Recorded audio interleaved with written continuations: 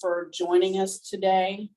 For those of you who I have not met in person, I am Rhonda Reed Curiel. I'm the Louisiana representative to the Broker Engagement Council at National. And we are very fortunate today to have Leslie Muko with us. She is the Deputy General Counsel and Vice President of Legal Affairs and Antitrust Compliance. So if y'all have a question about antitrust, I'm sure she will be able to answer it. She has been with NAR since May of 2010, and her work, and I just teased her about this, she gets all the hard stuff, y'all. She has the ADA Act, employment law, fair housing, NAR's constitution and bylaws, and general contract negotiation matters. Prior to joining NAR, she was focused on general corporate matters and financial services regulation, and includes 3 years with the North American Security Exchange Administrators Association in DC. So I'm not going to read the rest of her bio, but y'all trust me, she knows her stuff. And I'm just going to turn it over to her and let her get started and walk us through this topic, which we all need to definitely be aware of. So Leslie, it's all yours. Thank you very much, Rhonda. And it's my pleasure and honor to join you today. And I really appreciate you inviting me to talk about such an important topic. So I'm going to share my slide deck. Hopefully you all will be able to see. And okay, so hopefully you can see me. If you can't, someone speak up. Okay, so today we're going to talk about the antitrust laws. We're going to talk about how you as real estate professionals are going to comply with your obligations under antitrust laws, and how you can keep yourselves out of any antitrust problems, lawsuits, etc. I'm also going to go through some of the recent litigation that NAR has been defending and is of critical importance to the real estate industry right now. Okay, so with that, I like to start out by saying, who doesn't like a lot of competition? Who doesn't like a little friendly competition? We're all engaged in competition in one way or another, whether it's a card game, watching a sporting match, a board game. Competition is everywhere. And that's exactly what the antitrust laws exist to protect: competition. And the antitrust laws see competition as a good thing. It helps consumers because consumers get the best products at the best prices. And it also helps businesses because it can drive innovation and new ways of servicing consumers, which can mean increased revenue and growth for a business. It's important to know that the antitrust laws do not exist to protect any one competitor. It really exists to protect competition, almost to level the playing field so that everybody can compete on the same rules of engagement. And so here is what the purpose of the antitrust laws is: to preserve the efficient operation of competitive forces for the ultimate benefit of consumers and competitors alike. It really does exist to protect both competitors and consumers, but never any one competitor. It doesn't exist to protect a certain business model or a certain business. It wants the market to work efficiently and competitively, and preserve all of our ability to participate in this competition. So what I'm going to cover today are why the antitrust laws matter. I'm going to give you some basics about the foundations of the antitrust laws. And I'm going to go through 2 specific potential antitrust violations and help you understand how to steer clear of finding yourselves involved knowingly, unknowingly, in any of that type of illegal behavior. So first, why do they matter? They matter because, as all of you know, almost better than anyone, real estate is critical to the US economy. What does that mean? It means that anti-competitive behavior is likely to be detected and pursued. It can result in very significant consequences, both monetarily, for your reputation, the future of your business, yourselves personally. And so it's really important that you understand what your obligations are so you can avoid any of these consequences. It can result in both civil and criminal penalties. I will also go through an infamous case where a group of brokers were held criminally liable for violating the antitrust laws. There is enforcement of the antitrust laws at both the federal and state level. So at the federal level, there are two agencies who have jurisdiction over the federal antitrust laws, and that's the Federal Trade Commission and the Department of Justice. And then each state has its own set of antitrust laws that are enforced by the state's attorney general. And then last, private plaintiffs. Individual plaintiffs can bring antitrust claims and actions. And in doing so, they can seek treble damages, which means lots and lots of money for any damages that are caused as a result of the anti-competitive behavior. And they can also seek attorney's fees. So the dollar signs are racking up. So that's kind of where this game is headed if we don't play by the rules and if we don't be mindful of our obligations under the antitrust laws. Just recently, last summer, I guess it's not so recent now because we're through this summer, but last summer, the Biden administration issued an executive order on promoting competition in the American economy. And this was the current administration's way of saying, we are taking antitrust enforcement very seriously and we are prioritizing it. So it's just another indication of the seriousness and the potential for antitrust behavior to be scrutinized and detected and then pursued. So the executive order was specifically focused on certain industries like labor, healthcare, transportation, technology, and agriculture. So you'll notice that I did not say real estate because real estate was not a specific focus of the order. However, it called upon federal agencies to use whatever means within their power to enforce and defend the antitrust laws and to vigorously enforce the antitrust laws. It also called upon, for example, the Federal Trade Commission to potentially engage in rulemaking to address perceived issues with competition in the marketplace. That is where real estate was mentioned in the order. So it was not a specific focus, but there was a mention of real estate in that call out to the Federal Trade Commission to use its rulemaking authority. And specifically, the executive order encourages the FTC to exercise its rulemaking authority to address persistent and recurrent practices that inhibit competition, including unfair tying practices or exclusionary practices in the brokerage or listing of real estate. It also had a focus on occupational licensing, so I'll just mention that here. And it was focused on how certain licensing regimes can restrict workers' ability to move from one state to the next easily. And this is something that's been up for discussion in the real estate industry for some time. I know the NAR has been engaged with Arello to talk about license portability and that type of thing. So here, real estate was not mentioned specifically, but it does potentially pertain to real estate because of the occupational licensing restrictions and conversations that we've been having for some time. Also, as part of this executive order, the Biden administration created a White House Competition Council, which is to oversee all of the activities that were directed as part of this executive order. So that is all to say that these issues are very timely, and that's why this conversation and this session is so great that you all are having to have this discussion, because it's really happening at a national level. And as I'll go into in a little while, we're seeing litigation around these issues currently. So hopefully you will listen to my entire presentation, but if you don't, I like to highlight this key takeaway, which is if you remember nothing that I've said except this, you are going to serve yourselves well in keeping on the right side of the antitrust laws. And that is that business decisions must be made unilaterally and independently. The antitrust laws really dislike and prohibit collective action agreements among competitors that restrain competition. The antitrust laws do not tell you who you have to work with or the terms on which you have to work with somebody or another business. But But they do tell you that you have to make your business decisions unilaterally and independently. You should never come together with another competitor to decide how you're going to operate your business, or the terms and conditions, or the prices, or whether or how you're going to work with another competitor.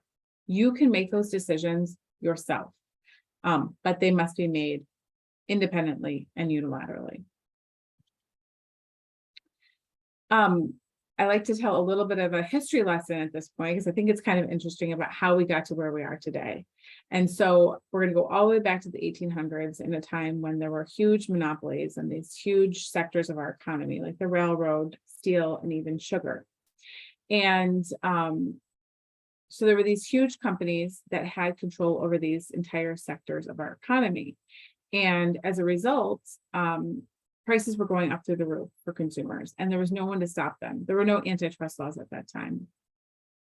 Businesses were making hand over fist, money, money, money, and consumers were paying more and more and more for the goods and services. President Roosevelt broke up these monopolies, busted them up, and over the course of the next several years, three key pieces of legislation, which became the federal antitrust laws, were enacted, and that's the Federal Trade Commission Act, the Clayton Act, and the Sherman Act. Those are the foundations of federal antitrust law today. And thanks to these pieces of legislation, there's now competition in all of these different sectors of the market, and nobody has control over wide swaths of the economy anymore. For the protection of consumers and for businesses to be able to compete in the marketplace. Today, I'm going to focus specifically on the Sherman Act of 1890, which I'll get into two specific ways that the Sherman Act can be violated, and help you understand what your obligations are and how to steer clear of those violations.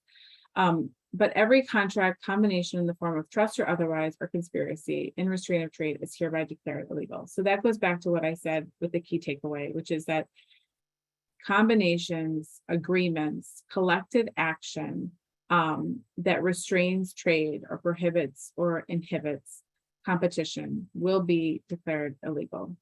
And so when courts look at these violations, they will use two different standards to evaluate them. The first one is the per se standard, and that is a very strict standard that presumes that the activity is illegal. So in this case, and I'm going to go through two specific per se violations, price fixing and group boycotts. In these situations, if you were to find yourself having to defend against alleged price fixing or alleged group boycott, these types of activities are presumed illegal. They're so egregious that the defendant will have no ability to set forth any justification, any explanation or reason for the behavior. It doesn't matter what the defendant thinks about the pro-competitive justifications that might serve to justify the action. If the violation is evaluated by the court under the per se standard, they will be presumed illegal. There's no justification. On the other hand, with the rule of reason, that's a little bit more forgiving and will allow a balancing of what the pro-competitive and anti-competitive aspects of the behavior are. But that's not going, or I'm not going to go into too much detail about that other than what I just said, because I'm going to focus on these two illegal ways that you could potentially find yourself in violation of the antitrust laws. And they're both per se violations, which means if the activity occurred, if there was price fixing, if there was a group boycott, you really have a limited ability to defend yourself other than to say it wasn't part of it, or it didn't happen, or there was no agreement. If it is found that the price fixing agreement occurred, then there's no justification that will be considered by the court.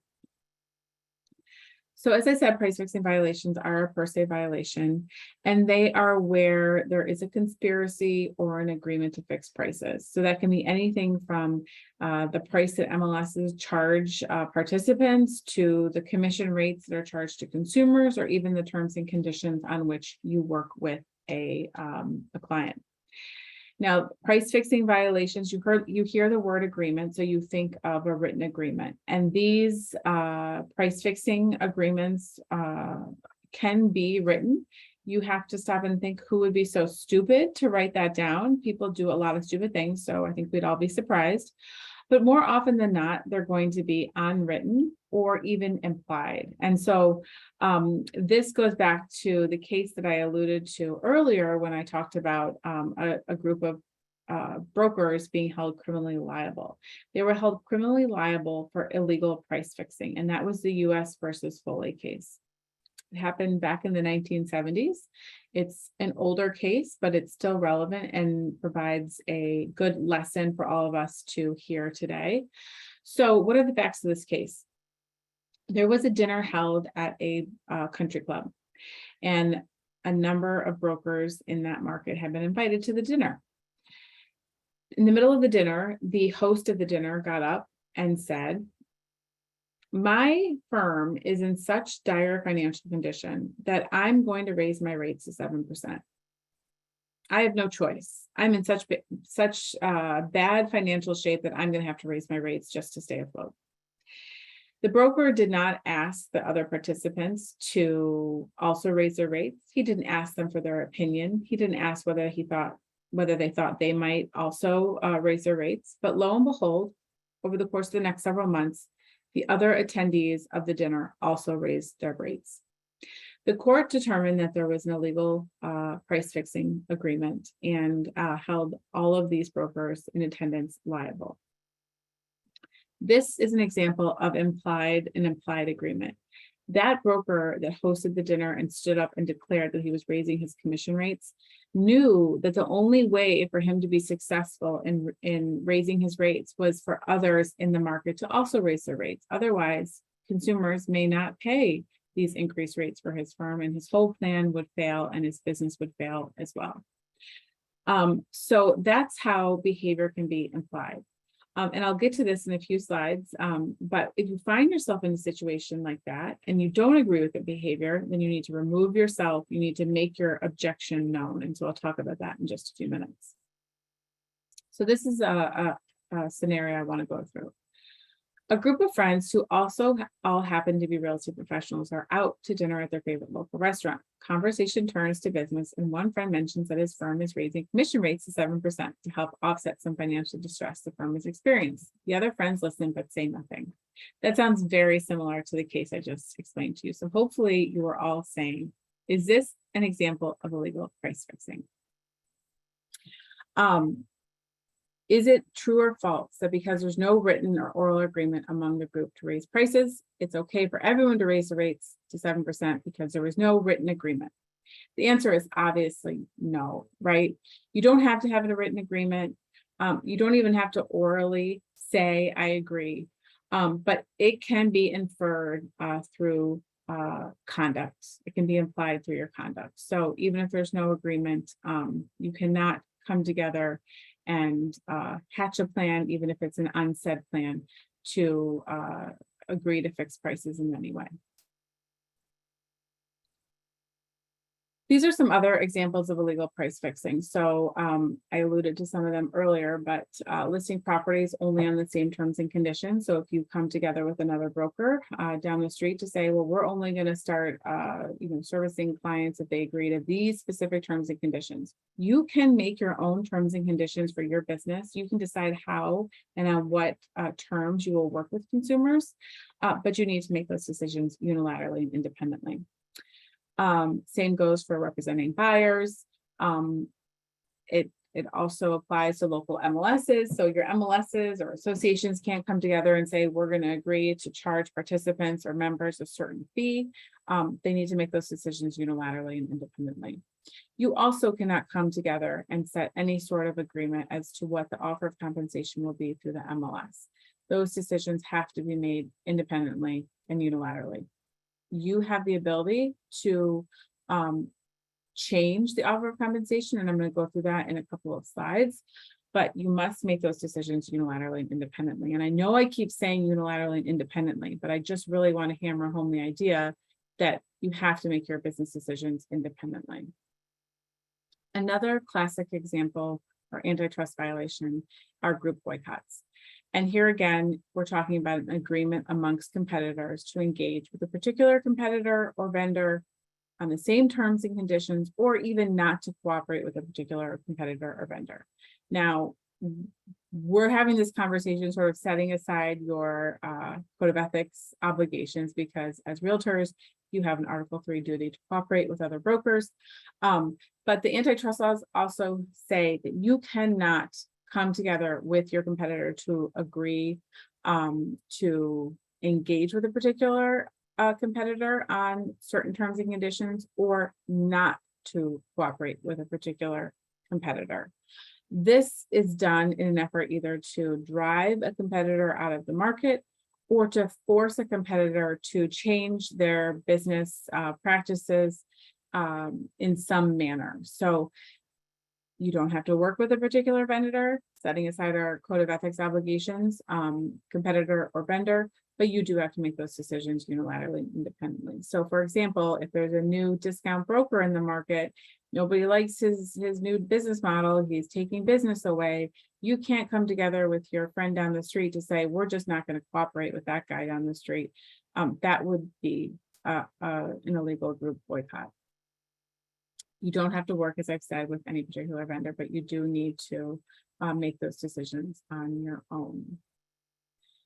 So here's another scenario. Bob from Quick and Easy Realty and Tamara from Own a Home Realty are longtime friends.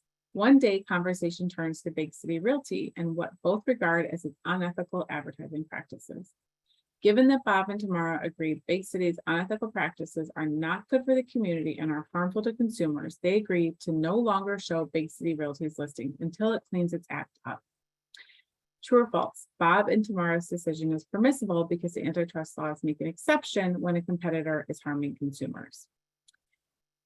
Hopefully you're all thinking false. This is an example of a group boycott. There is no justification that can be presented even when a competitor is harming consumers.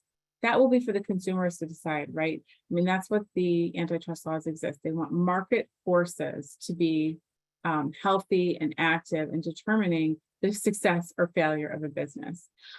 So even where you think you're protecting consumers by fixing prices or protecting a consumer by agreeing not to work with them, a particular competitor or vendor, you cannot set forth that justification because group boycotts and price fixing violations are evaluated under the per se standard. And so no justification, as I said at the outset, will be heard or considered by the court.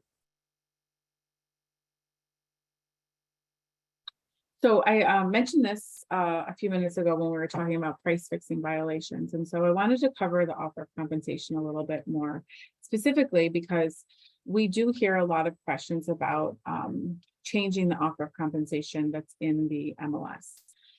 So as you know, the mandatory participation rule requires that participants of an MLS make an offer of compensation to other participants of an MLS, and whoever brings a ready, willing, and able buyer.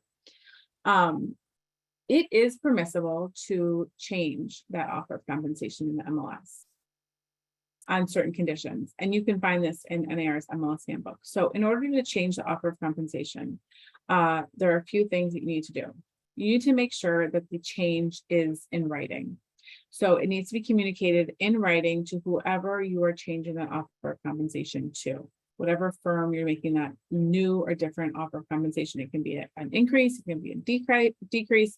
It's a different offer than what's expressed in the MLS. That offer must be expressed always as a percentage or a flat fee. That's consistent with the offer that has to be made through the MLS. And you, lastly, and importantly, need to have made that decision about changing the offer of compensation unilaterally and independently. So it can never be you and another participant coming together to say, you know, let's together make this different offer to Sally Sue down the street. You need to make that decision unilaterally and independently, put it in writing, make sure it is expressed as a percentage or a flat fee, and it has to be communicated before an offer is submitted on the property.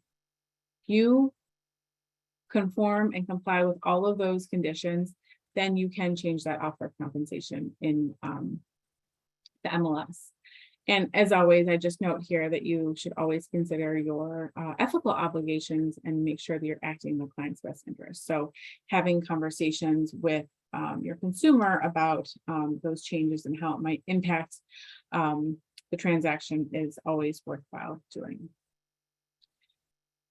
Okay, so you all may find yourself in the company of your competitors, right? I'm sure you have friends, I'm sure you go to dinners, parties, association events where there are going to be competitors around. And that's fine, and that's great. You're networking and you're involved. But there always is a risk, just with any group of competitors, it's not unique to real estate, that there can be anti-competitive discussions. It could happen at a board of directors meeting, it could happen in a committee meeting, it could happen in a webinar, it could happen on a Facebook group that you're involved in.